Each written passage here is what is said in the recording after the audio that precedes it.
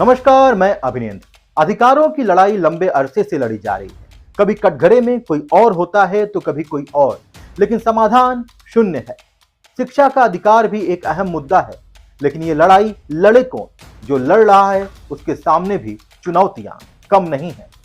पिछले दिनों हमने आपको एक मदरसे के संघर्ष के बारे में बताया था। यूं तो मदरसों को लेकर कई सवाल हैं। उत्तर प्रदेश के जनपद गाजीपुर के मोहम्मदाबाद विधानसभा के महसपुर में स्थित मदरसा इस्लामिया अपने छात्रों को बेहतर शिक्षा देना चाहता है, व्यवस्थाएं भी दुरुस्त कर रहा है, लेकिन आरोप है कि कुछ लोग धन उगाही के लिए इस मदरसे को टारगेट कर रहे हैं और मदरसे के प्रबंधक इनकी लड़ाई अब सड़क से लेकर कोर्ट तक लड़ रहे हैं। दरअसल अबू कैश नाम के एक व्यक्ति मदरसे के प्रबंधक पर गंभीर आरोप लगा रहे हैं। 1 अप्रैल 2022 को अबू कैश खान ने अल्पसंख्यक आयोग में शिकायत दर्ज कर आरोप लगाया था कि मदरसे के प्रबंधक मकसूद खान फर्जी प्रबंधक हैं और अध्यापकों के विरुद्ध भी शिकायत दर्ज किया था। जबकि आरोप है कि अबू कैश खान ने फर्जी दस्तावेजों के आधार पर अध्यापकों का 6.5 लाख का जीपीएफ और छात्रों का करीब 4.5 लाख की छात्रवृत्ति का गबन किया है। अल्पसंख्यक आयोग ने अबू कैश खान की शिकायत पर 12 सितंबर को मकसूद खान को अभिलेख के साथ प्रस्तुत होने को बोला था। बताया जा रहा है कि अबू कैश खान के षड्यंत्र से परेशान होकर मकसूद खान ने हाईकोर्ट का रास्ता अपनाया और हाईकोर्ट ने अल्पसंख्यक आयोग और अबू कैश खान के शिकायती पत्र का अवलोकन करते हुए स्थगन का आदेश पारित कर दिया। मेरा नाम मोहम्मद मकसूद खान, मैं मदरसा इस्लामिया महसपुर का मान्य प्रबंधक हूँ। मेरे गांव का बुलकैश खां जो मदरसे के अध्यापकों का जीपीएफ 6.5 लाख रुपए का गबन किया हुआ है और छात्र छात्राओं का छात्रवृत्ति 4.5 लाख रुपए का गबन किया है। अबुल कैश खां 1 अप्रैल 2022 को अल्पसंख्यक आयोग में हमारे और हमारे अध्यापकों के विरुद्ध शिकायत पत्र दाखिल किया, जिसमें आरोप लगाया कि ये फर्जी प्रबंधक हैं और फर्जी अभिलेखों के आधार पर अध्यापकों की नियुक्ति किए हैं, जिसको संज्ञान में लेते हुए अल्पसंख्यक आयोग ने हमें आदेश पारित किया कि आप 12 सितंबर 2022 को हमारे कार्यालय में उपस्थित होकर के अभिलेख प्रस्तुत करें, साक्ष्य प्रस्तुत करें, जिसको अल्पसंख्यक आयोग के पत्र के खिलाफ, अबुल कैश खां के पत्र के खिलाफ हम जा करके माननीय उच्च न्यायालय इलाहाबाद में रीट दाखिल किया, जिसका अवलोकन करते हुए माननीय उच्च न्यायालय ने दोनों के अल्पसंख्यक आयोग के अबुल कैश खां के शिकायती पत्र को स्थगन आदेश अवलोकन करते हुए स्थगन आदेश पारित किया। मैं माननीय उच्च न्यायालय के आदेश का शुक्रगुजार हूँ, पालन करता हूँ और माननीय उच्च न्यायालय का आदेश हमारे सर आँख पर है और मैं उसका बहुत स्वागत के साथ, सम्मान के साथ आदर करता हूँ। आज न्यायालय पर हम और हमारा समाज का निगाह टिका हुआ है।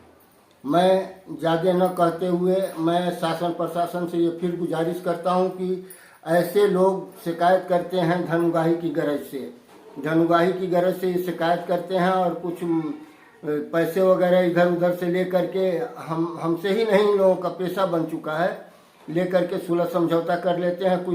कुछ महीनों बीतने के बाद ये लोग फिर शासन प्रशासन से शिकायती पत्र देते हैं। इन लोगों के विरुद्ध, अबुल कैश खां के विरुद्ध मेरे पास कई एक साक्ष्य हैं, सबूत हैं गबन का भी, जिसमें इनके ऊपर एफआईआर भी हो चुका है। एफआईआर करने का आदेश भी हुआ है 1 सितंबर 2022 को। वो अभी तक आज 22 दिन हो गए, अभी तक प्राथमिकी दर्ज नहीं हुआ।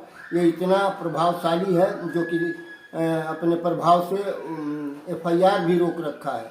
लेकिन मैं उम्मीद करता हूँ शासन प्रशासन मेरी बातों को सुनकर संज्ञान में लेते हुए एफआईआर करने का भी आदेश या उस पर ध्यान दिया जाएगा।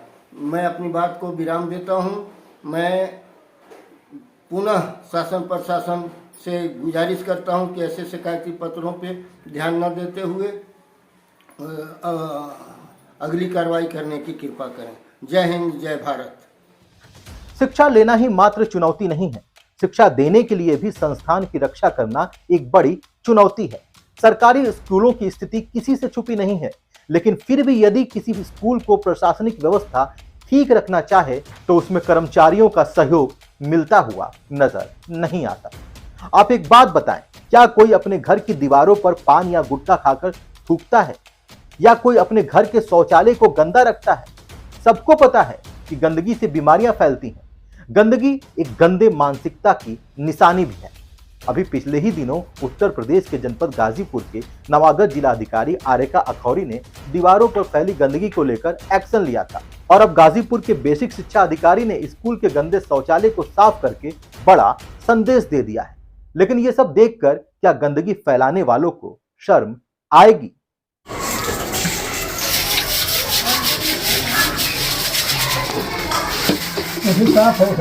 हटी हटी थोड़ा रुको।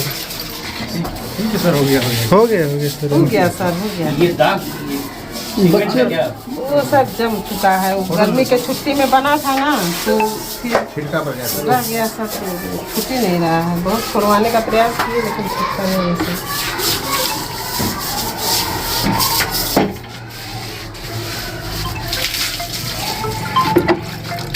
साइड साइड हटिए।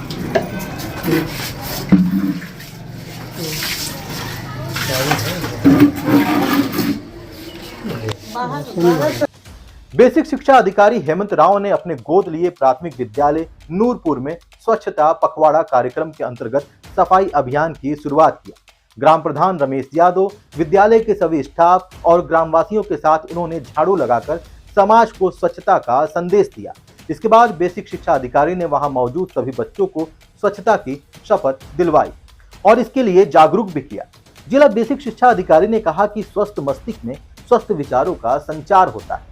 जब हम अपने आप को स्वच्छ रखेंगे तभी ज्ञान को आत्मसात करने में आसानी होगी। इसके बाद उन्होंने बच्चों के साथ जमीन पर बैठकर खाना भी खाया। इस दौरान उनकी नजर गंदे शौचालय पर पड़ी। फिर क्या, ब्रश को उठाया और शौचालय साफ करना शुरू कर दिया। ये देख वहां मौजूद अध्यापकों और कर्मचारियों के हाथ पांव फूल गए। इसी क्रम में प्रत्येक खंड शिक्षा अधिकारियों ने 5-5 विद्यालयों का निरीक्षण किया, जिसमें कुल 75 विद्यालयों के निरीक्षण में एक प्रधानाध्यापक, एक सहायक अध्यापक, एक शिक्षा मित्र, एक परिचारक अनुपस्थित पाए गए। अनुपस्थित पाए गए कार्मिकों को अनुपस्थित दिवस का वेतन मानदेय बीएसए ने अग्रिम आदेश तक रोक दिया, यानी इनका वेतन 1 दिन का रोक दिया। देखिए, अक्सर ये देखा जाता है कि विद्यालय परिसर, शिक्षक किसी के भी सहयोग से परिसर की सफाई तो कर देते हैं, लेकिन जब हम बात आती है शौचालय की, तो चाहे वो बदबू करते रहे तो हम केवल और केवल निर्भर होते हैं उसके लिए आरक्षित सफाई कर्मी पे, जिससे कि वहीं पे पड़ोस में कक्षाएं संचालित होती रहती हैं और वहां से बदबू आती रहती है। तो इसके लिए जरूरी यह है कि हम किसी पे निर्भर न हो करके, हमारे विद्यालय ग्रामीण क्षेत्रों में स्थित हैं, अधिकतर विद्यालय उन्हीं क्षेत्रों में है, तो इसमें किसी एक सफाई कर्मी के ऊपर ही निर्भर ना करके हम आपस में मिलजुल करके अपने इन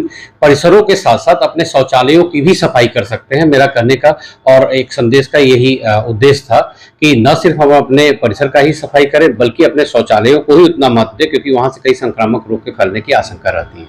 तो इस कारण मुझे वहाँ गंदगी दिखी और मैंने वहाँ पे सफाई की। शिक्षा और शिक्षण संस्थानों को गंभीरता से लेना होगा। गलत के खिलाफ आपको आवाज उठाना होगा। आपको जागरूक बनना ही पड़ेगा, तभी आप एक सभ्य समाज, एक विकसित समाज की संरचना कर सकते हैं, एक सपने को साकार कर सकते हैं। अन्य महत्वपूर्ण खबरों के साथ आपके बीच फिर हाजिर होंगे, तब तक के लिए धन्यवाद।